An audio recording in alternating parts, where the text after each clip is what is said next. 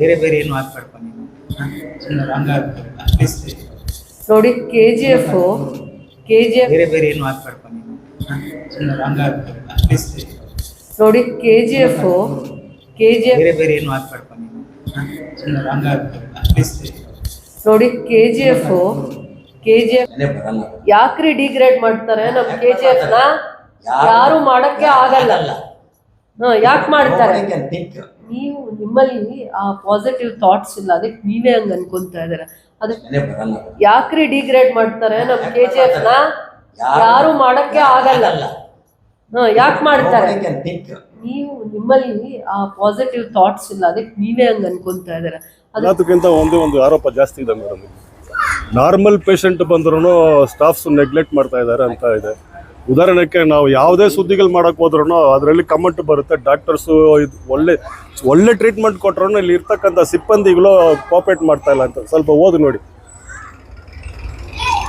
ಇಂಥದ್ದು ಸುಮಾರು ಡೈಲಿ ಬಂದು ನಮ್ಮನ್ನ ತುಂಬ ಟಾರ್ಚರ್ ಕೊಡ್ತಾ ಇದ್ದಾರೆ ಪೇಷಂಟ್ಗಳು. ಇಲ್ಲಿ ಬಂದರೆ ನಮ್ಮನ್ನ ತುಂಬ ನೆಗ್ಲೆಕ್ಟ್ ಮಾಡ್ತಾ ಇದ್ದಾರೆ, ಟ್ರೀಟ್ಮೆಂಟ್ ಸರಿಯಾಗಿ ಕೊಡೋಲ್ಲ ಅಂತ. ಅದೇ ದೊಡ್ಡ ಆರೋಪ. ಆಸ್ಪತ್ರೆ ಜಿಲ್ಲಾ ಮಟ್ಟ ಆಗಲಿ ತಾಲೂಕು ಮಟ್ಟ ಆಗಲಿ ಅದೆಲ್ಲ ಸಬ್ಜೆಕ್ಟ್ ಇಲ್ಲಿ. ಯಾರೇ ಬಂದ್ರೂ ಒಳಗಡೆ ಹೋದ್ರೆ ನಮ್ಮನ್ನ ನಿರಾಕರಿಸ್ತಾ ಇದ್ದಾರೆ ಅಂತಾರೆ ಸಬ್ಜೆಕ್ಟ್. ಇದನ್ನ ಸರಿಪಡಿಸಲೇಬೇಕು, ಇಲ್ಲಾಂದ್ರೆ ತಮ್ಮ ಅವಧಿಯಲ್ಲೇ ಇದುವರೆಗೂ ಹೋರಾಟಗಳು ಇಲ್ಲ. ಏನು ಗೌರವವಾಗಿ ನೀವು ಪೇಷಂಟ್ಸ್ ಬಂದಾಗ ಆಯ್ತು ಒಂದು ಪರ್ಸನಲ್ ಕೇರ್ ಅಂತ ಎಕ್ಸ್ಪೆಕ್ಟ್ ಮಾಡ್ತಾ ಇದ್ದಾರೆ. ಇಲ್ಲಿನ ಎಕ್ಸ್ಪೆಕ್ಟೇಷನ್ಸ್ಗೆ ಸ್ಪಂದಿಸುವಂತ ಜವಾಬ್ದಾರಿಯಾಗಿರುವಂತ ಕೆಲಸ ಡಾಕ್ಟ್ರು ಮಾಡ್ಲಿ, ಮತ್ತೆ ಅಲ್ಲಿ ನರ್ಸಿಂಗ್ ಸ್ಟಾಫ್ ಮತ್ತೆ ಸಪೋರ್ಟಿಂಗ್ ಸ್ಟಾಫ್ ಇನ್ ಸ್ವಲ್ಪ ಕೇರ್ಫುಲ್ ಆಗಿ ಜವಾಬ್ದಾರಿಯಿಂದ ಕೇರಿಂಗ್ ಅವರಲ್ಲಿ ಬರ್ಲಿ ಅಂತ ನಾನು ಹೇಳ್ತೀನಿ. ಏನು ಭಾವನೆಗಳಿದೆ ಹಾಸ್ಪಿಟ್ಲ್ಗೆ, ಏನು ಸರ್ವಿಸಸ್ನ ಎಕ್ಸ್ಪೆಕ್ಟ್ ಮಾಡ್ತಾರೆ ಅದಕ್ಕೆ ಅವ್ರ ಮನಸ್ಸನ್ನ ನೋವು ಮಾಡದೆ, ಅವ್ರ ಮನಸ್ಸನ್ನ ಘಾಸಿ ಮಾಡದೆ ಸರ್ವಿಸ್ ಮಾಡ್ತಾ ಇದ್ದೀರಾ. ಇನ್ನೂ ಜವಾಬ್ದಾರಿಯಿಂದ ಕೆಲಸ ಮಾಡಿ ಅಂತ ನಾನು ಹೇಳಕ್ ಇಷ್ಟ ಮಾಡ್ತೀನಿ. ಅದರ ಜೊತೆಯಲ್ಲಿ ನೀವು ಕೇರ್ ತಗೊಳ್ಳಿ. ಸ್ವಲ್ಪ ಪೇಷಂಟ್ಸ್ ಯಾರೇ ಬರಲಿ, ಅದು ಚಿಕ್ಕದಿರಲಿ ದೊಡ್ಡದಿರಲಿ ಸಮಸ್ಯೆ, ನೀವು ಅವ್ರನ್ನ ಇನ್ನು ಸ್ವಲ್ಪ ಕೇರ್ ತಗೊಳ್ಳಿ. ಕೇರ್ ಟೇಕರ್ಸೇ ನೀವು. ಯಾವುದೇ ಒಂದು ಇಶ್ಯೂ ಬಂದಾಗ ಫಸ್ಟ್ ಇದೇ ಹಾಸ್ಪಿಟ್ಲಿಗೆ ಬರ್ತಾರೆ. ಇಲ್ಲಿ ಟ್ರೀಟ್ ಮಾಡಕ್ ಆಗದೆ ಇರೋ ಮಾತ್ರ ಪೇಷಂಟ್ಸ್ನ ರೆಫರ್ ಮಾಡಿ, ಎಲ್ಲರನ್ನೂ ರೆಫರ್ ಮಾಡಕ್ ಹೋಗ್ಬೇಡಿ. ಸ್ವಲ್ಪ ಕಾಳಜಿ ಕೊಡಿ ಪೇಷಂಟ್ಸ್. ಬೇರೆ ಬೇರೆ ಏನು ಹಾಕ್ಬೇಡಪ್ಪ ನೀನು. ನೋಡಿ KGF 150 ಬೆಡ್ಡೆಡ್ ಹಾಸ್ಪಿಟಲ್ಲು, ED ಹಾಸ್ಪಿಟ್ಲಲ್ಲಿ 24 ಬೆಡ್ ಇದೆ, ಮತ್ತು MCH ಹಾಸ್ಪಿಟ್ಲ್ 100 ಬೆಡ್ ಇದೆ. Totally 280 bedded hospital. ಒಂದು ತಾಲೂಕಾ ಹಾಸ್ಪಿಟ್ಲಲ್ಲಿ ಎಲ್ಲಾದರೂ 280 ಬೆಡ್ಡೆಡ್ ಇದೆಯಾ? ಇದಕ್ಕೆ ಒಂದು ಸಬ್ ಡಿವಿಷನಲ್ ಪೋಸ್ಟ್ಗಿಂತಾನು ಜಾಸ್ತಿ ಇಂಪಾರ್ಟೆನ್ಸ್ KGFಗೆ ಕೊಡ್ತಾ ಬಂದಿದ್ದಾರೆ. ಡಿಸ್ಟ್ರಿಕ್ಟ್ ಸರ್ಜನ್ ನೀವೊಬ್ರನ, ಸುರೇಶ್ ಅಂತ ನೀವೊಬ್ರನ ಆಗಿರೋದು?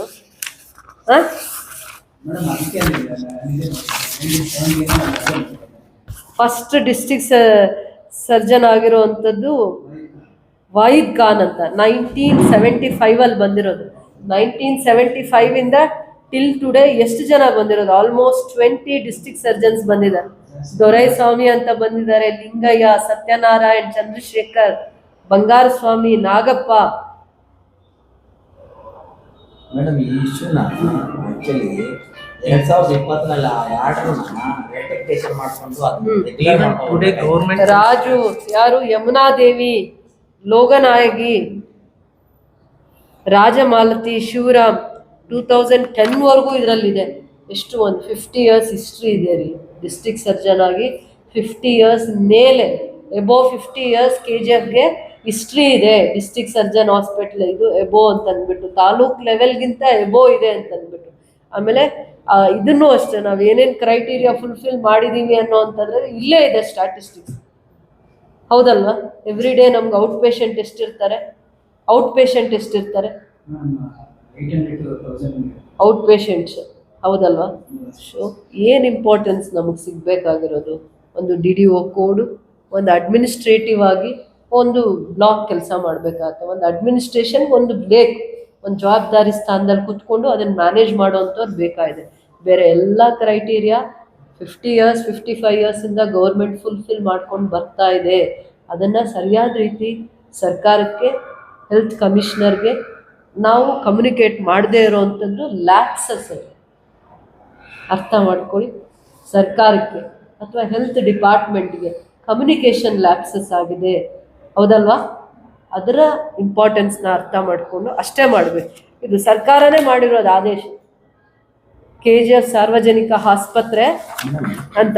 ಇನ್ನೊಂದು ತೋರಿಸ್ತೀನಿ ಅಪೆಂಡಿಕ್ಸ್. ಮತ್ತೆ ಸರ್ಕಾರದಲ್ಲಿ ಆದೇಶ ಆದ್ಮೇಲೆ ಅವರಲ್ಲಿ ರೆಕಾರ್ಡ್ಸ್ ಇರಲ್ವಾ, ಅವರಲ್ಲಿ ಡಾಕ್ಯುಮೆಂಟ್ಸ್ ಇರಲ್ವಾ? ನೋಡಿ, ಇದು ಒಂದ್ಸತಿ ಇದೇನು ಗೆಜೆಟ್ ನೋಟಿಫಿಕೇಶನ್ ಆಗೋಗಿದೆ, ಅಪೆಂಡಿಕ್ಸ್ ಅಲ್ವಾ? 11-12 ಅಲ್ಲಿ ಇದನ್ನ ನಾವು ಕರೆಕ್ಷನ್ ಮಾಡಿಸ್ಬೇಕಾಗಿತ್ತು. ಹಾ, ಏನಂತ ನೋಡಿ ಮೇಡಮ್, ಅನ್ಫಾರ್ಚುನೇಟ್ಲಿ ಇಲ್ಲಿ ಏನು ಬಂದಿದೆ, GH ರಾಬರ್ಟ್ಸನ್ ಪೇಟೆ KGF. GH ಅಂದರೆ general hospital. It is a general hospital like any other taluk hospitals ಅಂತಿದೆ. ಇಲ್ಲಿ ಆಗ ಪೋಸ್ಟು ಸ್ಯಾಂಕ್ಷನ್ ಮಾಡಬೇಕಂತಂದರೆ ಆಫೀಸರ್ಸ್ ಇಲ್ಲಿ ಡಿಸ್ಟಿಕ್ ಸರ್ಜನ್ ಅನ್ನೋ, ಇದು GH ಅಂದರೆ ಇಲ್ಲಿ ಡಿಸ್ಟಿಕ್ ಸರ್ಜನ್ ಅನ್ನೋದು ಬರೋದು. ಈ ಕಾಲಕ್ಕೆ ನೋಡಿದ್ರೆ ಬರೋಂಗಿರಲಿಲ್ಲ. ಆಗ ಡಿಸ್ಟಿಕ್ ಸರ್ಜನ್ ಒಂದು ಪೋಸ್ಟು, ಸೀನಿಯರ್ ಸ್ಪೆಷಲಿಸ್ಟ್ ಅನ್ನೊಂದು, ಡೆಂಟಲ್ ಹೆಲ್ತ್ ಆಫೀಸರ್ ಅಂತ ಕೊಟ್ಟಿದೆ. ಇಲ್ಲಿ ಕನ್ಫ್ಯೂಷನ್ನು. ಈ ಡಿಸ್ಟಿಕ್ ಸರ್ಜನ್ ಅಂದರೆ ಈ ಕಾಲಘಟ್ಟದಲ್ಲಿ ಇಲ್ಲಿ GH ಅನ್ನಂಗಿಲ್ಲ, ಐದರ್ ಸಬ್ ಡಿಸ್ಟಿಕ್ ಅಥವಾ ಡಿಸ್ಟಿಕ್ ಹಾಸ್ಪಿಟಲ್ ಆಗಬೇಕು. ಇಲ್ಲಿ GH ಅಂದಮೇಲೆ ಇಲ್ಲಿ ಡಿಸ್ಟಿಕ್ ಸರ್ಜನ್ ಅನ್ನೋ ಪೋಸ್ಟ್ 2011-12 ಇದು ಆದೇಶ. ಇದನ್ನ ತಗೊಂಡು, ಈ ಒಂದು ಕಾಪಿ ತಗೊಂಡು ನೀವು ಏನ್ ಪಾಸಿಬಿಲಿಟೀಸ್ ಇದೆ ಒಳ್ಳೆ KGF ಮಾಡೋದಕ್ಕೋಸ್ಕರ ನೀವು ಎಫರ್ಟ್ಸ್ ಆಗಿ. ಇದು ಪ್ಲಸ್ ಈ ಕಮಿಷನರ್ ಕೊಟ್ಟಿರೋದು ನಮ್ಗೆ ಅಡ್ವಾಂಟೇಜ್ ಆಗಿದೆ ಸರ್. ಯಾಕಂತಂದ್ರೆ ಸರ್ ಇದು ಹಳೆಯಿಂದ ಹಿಂಗೆ ಬಂದಿದೆ, ಈ ತರ ಇದೆ. ಈಗ ನೀವು ಇದನ್ನ ಸ್ವಲ್ಪ ಎಫರ್ಟ್ಸ್ ಹಾಕಿ ನೋಡೋಣ. ನಿಮ್ಮ ಹಂತದಲ್ಲಿ ಏನ್ ಮೀಡಿಯಾಗ ಹೋಗ್ಬೇಕು, ಏನು ಹೋಗ್ಬಾರ್ದು ನೀವು ಅರ್ಥ ಮಾಡ್ಕೋಬೇಕು. ಗ್ರೇಡ್ ಅಲ್ಲಿದೆ, ಹೈಯರ್ ಗ್ರೇಡ್ ಅಲ್ಲಿದೆ. ಅದಾದ್ಮೇಲೆ ಒಂದು ತಾಲೂಕು ಹಾಸ್ಪಿಟಲ್ಗಿಂತ ನಮ್ದು ಅಡ್ಮಿಷನ್ಸ್ ಅಥವಾ ಜನರಲ್ ಹಾಸ್ಪಿಟಲ್ ಅಲ್ಲಿ 150 ಬೆಡ್ ಹಾಸ್ಪಿಟಲ್ ಇದೆ. MCH ಅಲ್ಲಿ 100 ಬೆಡ್ ಹಾಸ್ಪಿಟಲ್ ಇದೆ. ಆಲ್ಮೋಸ್ಟ್ ನಾವು ED ಹಾಸ್ಪಿಟಲ್ ಕೂಡ 30 ಬೆಡ್ ಹಾಸ್ಪಿಟಲ್ ಇರೋದ್ರಿಂದ 280 ಬೆಡ್ಸ್ ಅಂತ. ಆಲ್ಮೋಸ್ಟ್ ತಾಲೂಕ್ ಲೆವೆಲ್ಗಿಂತ ಸಬ್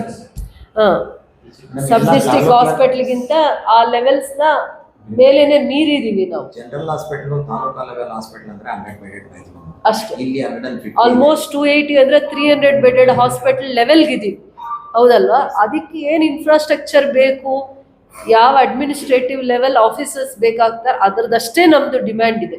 ಏನೂ ಮಾಡಿಲ್ಲ ಅಂತಲ್ಲ, ಎಲ್ಲಾನು ಜಾಸ್ತಿನೇ ಮಾಡಿದೆ ಸರ್ಕಾರ, ಎಲ್ಲ ಜಾಸ್ತಿನೇ ಮಾಡಿದೆ. ಬಟ್ ಈ 280 ಬೆಡೆಡ್ ಹಾಸ್ಪಿಟಲ್ನ ಅಡ್ಮಿನಿಸ್ಟ್ರೇಟಿವ್ ಬ್ಲಾಕ್ ಒಂದು ಬೇಕಾಗುತ್ತೆ.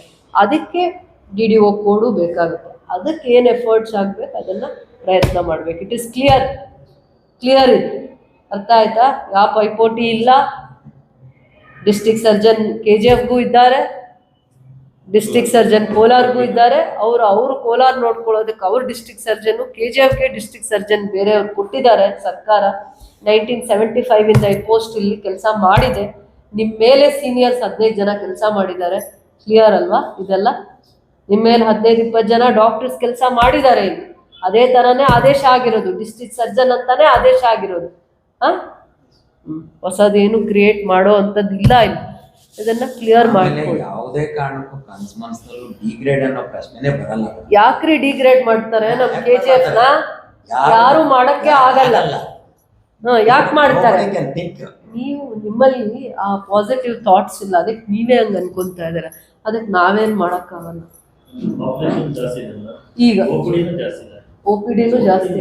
ನೀವೇ ಹೇಳ್ತಿರಲ್ಲ 800 to 1000 800 to 1000 ಅಂತೆಲ್ಲ ಹೇಳ್ತಾನೆ ಇರ್ತಿರಲ್ಲ, ಮತ್ತೆ ಹೆಂಗ್ ಡಿಗ್ರೇಡ್ ಮಾಡ್ತೀರಾ?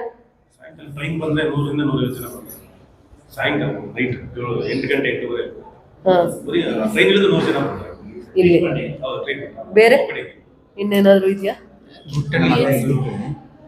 MCH ಹಾಸ್ಪಿಟಲ್ ನಾನೆಲ್ಲ ಡಿಸ್ಕಷನ್ ಮಾಡಿದಾರಲ್ಲ ಮೇಡಮ್, ಇದರದ್ದು ಈ 3.5 crores ನನಗೆ ಅದನ್ನು ಪ್ರೊಸೀಡಿಂಗ್ಸ್ ತಗೊಂಬಂದ್ರು ಸೈನ್ ಆಗಿದೆ.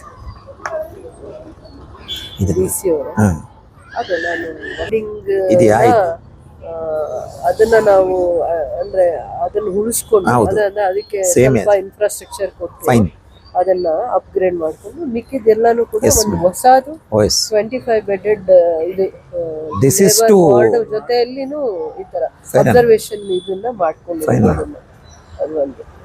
ನಾನು ಆ್ಯಕ್ಚುಲಿ ಬಂದ್ ಬಿಗಿನಿಂಗ್ ಅಲ್ಲಿ ಹೆಲ್ತ್ ಮಿನಿಸ್ಟರ್ ಸಾಹೇಬ್ರ ಹತ್ರ ಮಾತಾಡೋ ಅಂತ ಇದು ಸಿಕ್ಕಿತ್ತು. ಆ ಹಿಂದಿನ ದಿವಸ ಬಂದು ಹೋಗಿದ್ದೆ. ಅವಾಗ ಹೇಳಿದೆ ಸರ್ ತಾವು ಒಂದ್ಸರಿ ಬರಬೇಕು, ಆ ಬಿಲ್ಡಿಂಗ್ಸ್ ನೋಡಿದ್ರೆ ನಾನು ಚಿಕ್ಕ ಹುಡುಗನಾಗ ನೋಡಿದ್ದು ತುಂಬಾ ಚೆನ್ನಾಗಿದೆ. ಅದು ಇವಾಗ ಹೆರಿಟೇಜು.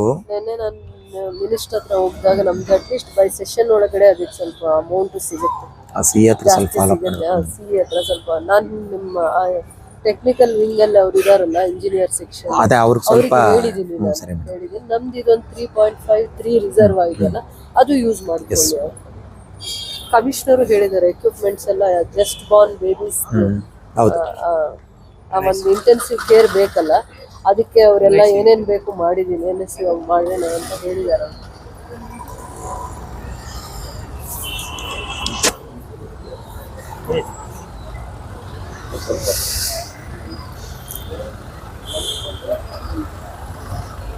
ಏನು KGF ಜನರಲ್ ಹಾಸ್ಪಿಟ್ಲಲ್ಲಿ ಸಮಸ್ಯೆ ಇದೆ ಅಂತ ಚರ್ಚೆ ಆಗ್ತಾ ಇತ್ತು. ಅದೊಂದು ತಪ್ಪು ಸಂದೇಶ. ಅದು ಹಳೇದು ಯಾವುದೋ ಒಂದು ಸರ್ಕ್ಯುಲರ್ 2020 ಸರ್ಕ್ಯುಲರ್ನ ಇಟ್ಕೊಂಡು ಅದು ಆ ವಿಚಾರ ಇಟ್ಕೊಂಡು ಚರ್ಚೆ ಮಾಡಿರೋವಂಥ ವಿಚಾರ ಬಿಟ್ಟರೆ ಇನ್ಯಾವುದು ಹೊಸ ವಿಚಾರ ಅಲ್ವೇ ಅಲ್ಲ. ಅದಾದಮೇಲೆ ಸರ್ಕಾರದ ಹಂತದಲ್ಲಿ KGF ಜನರಲ್ ಹಾಸ್ಪಿಟ್ಲ್ಗೆ ಅದದೇ ಇಂಪಾರ್ಟೆನ್ಸ್ ಕೊಟ್ಟಿದ್ದಾರೆ. ಇದು ತಾಲೂಕಾ ಲೆವೆಲ್ ಹಾಸ್ಪಿಟ್ಲ್ಗಿಂತ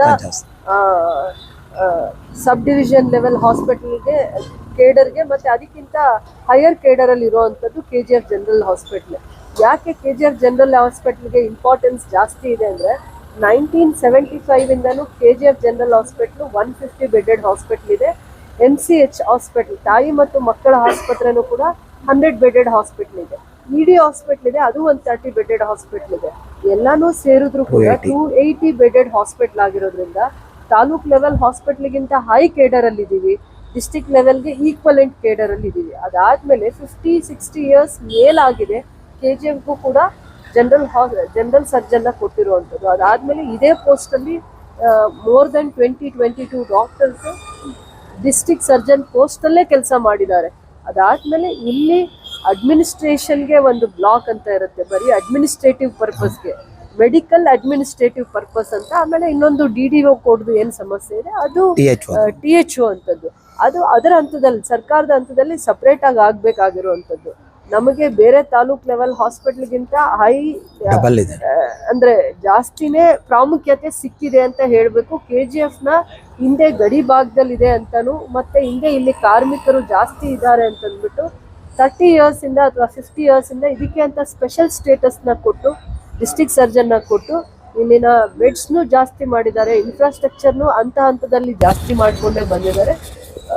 ಹಿಂದೆ ಏನ್ ಚರ್ಚೆ ಆಗಿದೆಯೋ, ಏನ್ ಆಪಾದನೆ ಆಗಿದೆಯೋ ಅದಕ್ಕೆಲ್ಲ ತೆರೆ ಎಳೆಯುವಂಥದ್ದು. ಇವ್ರ ಆದೇಶ ಏನ್ ತೋರಿಸಿದ್ದಾರೆ, ಡಿಸ್ಟ್ರಿಕ್ಟ್ ಸರ್ಜನ್ ಆದೇಶ ಡಿಗ್ರೇಡ್ ಮಾಡ್ತಾ ಇದ್ದಾರೆ ಅಥವಾ ಡಿಪ್ರಮೋಟ್ ಮಾಡ್ತಾ ಇದ್ದಾರೆ ಅನ್ನುವಂತ ಏನ್ ಆಪಾದನೆ ಬಂದಿದೆ ಅದು ತಪ್ಪು, ಸತ್ಯಕ್ಕೆ ದೂರವಾಗಿರುವಂಥದ್ದು. ಆ ಆದೇಶನ ಕೂಡ 2020 ಕ್ಲಾರಿಫಿಕೇಶನ್ಗೆ, ಅಡ್ಮಿನಿಸ್ಟ್ರೇಷನ್ ಕ್ಲಾರಿಫಿಕೇಶನ್ಗೆ ಅದನ್ನ ಮಾಡಿದ್ದು ಮಾತ್ರನೇ, ಬೇರೆ ಯಾವುದು ಅಲ್ಲ. ಸೊ ಅದೆಲ್ಲ ರೆಕಾರ್ಡ್ಸ್ ಇವರು DHO ಅವರು ಕೂಡ ಇವತ್ತು ರಿವ್ಯೂ ಮಾಡಿ ಬಂದು ಅಂದಾಗ DHO ಕೂಡ ಬಂದಿದ್ರು. ಸೊ ರಾಂಗ್ ರೂಮರ್ಸ್ಗೆ ಜಾಸ್ತಿ ಇಂಪಾರ್ಟೆನ್ಸ್ ಕೊಡೋದು ಬೇಡ. ಆಸ್ಪತ್ರೆ ಹಂತದಲ್ಲಿ ಇನ್ನೂ ಸ್ವಲ್ಪ ಕ್ಯಾಶುಯಾಲಿಟಿ ಬ್ಲಾಕು, ICU ಬ್ಲಾಕು ಬಹಳ ಜವಾಬ್ದಾರಿಯಿಂದ ಕೆಲಸ ಮಾಡಬೇಕು ಅನ್ನುವಂಥ ಒಂದು ಪ್ರಯತ್ನದಲ್ಲಿ ನಾವು ಸರ್ಕಾರದ ಹಂತದಲ್ಲಿ ಮತ್ತೆ ಆರೋಗ್ಯ ಮಂತ್ರಿಗಳ ಹಂತದಲ್ಲಿ ಪದೇ ನಾವು ಪ್ರಯತ್ನ ಮಾಡ್ತಾ ಇದ್ದೀವಿ. ಸೊ ಇನ್ನೂ ಸ್ವಲ್ಪ ಹೆಚ್ಚಿನ ಕಾಳಜಿ ಬೇಕು KGF ಆಸ್ಪತ್ರೆಗೆ ಅನ್ನುವಂಥ ಕನ್ಸರ್ನ್ ನನಗೂ ಇದೆ. ಮತ್ತೆ ಸರ್ಕಾರದ ಹಂತದಲ್ಲೂ ನಾವು ಅದರ ಪ್ರಯತ್ನ ಮಾಡ್ತಾ ಇದ್ವಿ. ಈವರೆಗೂ ಏನೇನು ಆಪಾದನೆಗಳು ಮತ್ತೆ ಚರ್ಚೆ ಆಗಿದೆ ಅದೆಲ್ಲ ಮಿಸ್ಕಮ್ಯುನಿಕೇಶನ್ ಆಗಿದೆ, ಸತ್ಯಕ್ಕೆ ದೂರವಾಗಿರುವಂತ ವಿಚಾರ. ಮೇಡಮ್ ಅದು ಎಲ್ಲದಕ್ಕಿಂತ ಒಂದು ಆರೋಪ ಜಾಸ್ತಿ ಇದೆ ಮೇಡಮ್. ನಾರ್ಮಲ್ ಪೇಷಂಟ್ ಬಂದ್ರೂ ಸ್ಟಾಫ್ಸ್ ನೆಗ್ಲೆಕ್ಟ್ ಮಾಡ್ತಾ ಇದ್ದಾರೆ ಅಂತ ಇದೆ. ಉದಾಹರಣೆಗೆ ನಾವು ಯಾವುದೇ ಸುದ್ದಿಗಳು ಮಾಡಕ್ ಹೋದ್ರೂ ಅದರಲ್ಲಿ ಕಮೆಂಟ್ ಬರುತ್ತೆ, ಡಾಕ್ಟರ್ಸು ಇದು ಒಳ್ಳೆ ಟ್ರೀಟ್ಮೆಂಟ್ ಕೊಟ್ರು ಇಲ್ಲಿ ಇರ್ತಕ್ಕಂಥ ಸಿಬ್ಬಂದಿಗಳು ಕೋಆಪರೇಟ್ ಮಾಡ್ತಾ ಇಲ್ಲ ಅಂತ. ಸ್ವಲ್ಪ ಓದಿ ನೋಡಿ. ಇಂಥದ್ದು ಸುಮಾರು ಡೈಲಿ ಬಂದು ನಮ್ಮನ್ನ ತುಂಬ ಟಾರ್ಚರ್ ಕೊಡ್ತಾ ಇದ್ದಾರೆ ಪೇಷಂಟ್ಗಳು. ಇಲ್ಲಿ ಬಂದರೆ ನಮ್ಮನ್ನ ತುಂಬ ನೆಗ್ಲೆಕ್ಟ್ ಮಾಡ್ತಾ ಇದ್ದಾರೆ, ಟ್ರೀಟ್ಮೆಂಟ್ ಸರಿಯಾಗಿ ಕೊಡೋಲ್ಲ ಅಂತ. ಅದೇ ದೊಡ್ಡ ಆರೋಪ. ಆಸ್ಪತ್ರೆ ಜಿಲ್ಲಾ ಮಟ್ಟ ಆಗಲಿ ತಾಲೂಕು ಮಟ್ಟ ಆಗಲಿ ಅದೆಲ್ಲ ಸಬ್ಜೆಕ್ಟ್ ಇಲ್ಲಿ. ಯಾರೇ ಬಂದ್ರೂ ಒಳಗಡೆ ಹೋದ್ರೆ ನಮ್ಮನ್ನ ನಿರಾಕರಿಸ್ತಾ ಇದ್ದಾರೆ ಅಂತಾರೆ ಸಬ್ಜೆಕ್ಟು. ಇದನ್ನ ಸರಿಪಡಿಸಲೇಬೇಕು, ಇಲ್ಲಾಂದ್ರೆ ತಮ್ಮ ಅವಧಿಯಲ್ಲೇ ಇದುವರೆಗೂ ಹೋರಾಟಗಳು ಇಲ್ಲ. ಏನು ಗೌರವವಾಗಿ ನೀವು ಪೇಷಂಟ್ಸ್ ಬಂದಾಗ ಆಯ್ತು ಒಂದು ಪರ್ಸನಲ್ ಕೇರ್ ಅಂತ ಎಕ್ಸ್ಪೆಕ್ಟ್ ಮಾಡ್ತಾ ಇದ್ದಾರೆ. ಇಲ್ಲಿನ ಎಕ್ಸ್ಪೆಕ್ಟೇಷನ್ಸ್ಗೆ ಸ್ಪಂದಿಸುವಂತ ಜವಾಬ್ದಾರಿಯಾಗಿರುವಂತ ಕೆಲಸ ಡಾಕ್ಟ್ರು ಮಾಡ್ಲಿ, ಮತ್ತೆ ಅಲ್ಲಿ ನರ್ಸಿಂಗ್ ಸ್ಟಾಫ್ ಮತ್ತೆ ಸಪೋರ್ಟಿಂಗ್ ಸ್ಟಾಫ್ ಇನ್ ಸ್ವಲ್ಪ ಕೇರ್ಫುಲ್ ಆಗಿ ಜವಾಬ್ದಾರಿ Instruction ಕೊಡ್ತೀನಿ ಕೇರಿಂಗ್ ಕೇರಿಂಗ್ ಅವರಲ್ಲಿ ಬರ್ಲಿ ಅಂತ ನಾನು ಹೇಳ್ತೀನಿ. ಏನು ಭಾವನೆಗಳಿದೆ ಹಾಸ್ಪಿಟ್ಲಿಗೆ ಏನು ಸರ್ವಿಸಸ್ನ ಎಕ್ಸ್ಪೆಕ್ಟ್ ಮಾಡ್ತಾರೆ, ಅದಕ್ಕೆ ಅವ್ರ ಮನಸ್ಸನ್ನ ನೋವು ಮಾಡದೆ, ಅವ್ರ ಮನಸ್ಸನ್ನ ಘಾಸಿ ಮಾಡದೆ ಸರ್ವಿಸ್ ಮಾಡ್ತಾ ಇದ್ದೀರಾ. ಇನ್ನೂ ಜವಾಬ್ದಾರಿಯಿಂದ ಕೆಲಸ ಮಾಡಿ ಅಂತ ನಾನು ಹೇಳಕ್ ಇಷ್ಟ ಮಾಡ್ತೀನಿ. ಅದರ ಜೊತೆಯಲ್ಲಿ ನೀವು ಕೇರ್ ತಗೊಳ್ಳಿ, ಸ್ವಲ್ಪ ಪೇಷಂಟ್ಸ್ ಯಾರೇ ಬರಲಿ, ಅದು ಚಿಕ್ಕದಿರಲಿ ದೊಡ್ಡದಿರಲಿ ಸಮಸ್ಯೆ, ನೀವು ಅವ್ರನ್ನ ಇನ್ನು ಸ್ವಲ್ಪ ಕೇರ್ ತಗೊಳ್ಳಿ. ಕೇರ್ ಟೇಕರ್ಸೇ ನೀವು. ಯಾವುದೇ ಒಂದು ಇಶ್ಯೂ ಬಂದಾಗ ಫಸ್ಟ್ ಇದೇ ಹಾಸ್ಪಿಟ್ಲಿಗೆ ಬರ್ತಾರೆ. ಇಲ್ಲಿ ಟ್ರೀಟ್ ಮಾಡಕ್ ಆಗದೆ ಇರೋ ಮಾತ್ರ ಪೇಷಂಟ್ಸ್ನ ರೆಫರ್ ಮಾಡಿ, ಎಲ್ಲರನ್ನೂ ರೆಫರ್ ಮಾಡಕ್ ಹೋಗ್ಬೇಡಿ. ಸ್ವಲ್ಪ ಕಾಳಜಿ ಕೊಡಿ ಪೇಷಂಟ್ಸ್ಗೆ.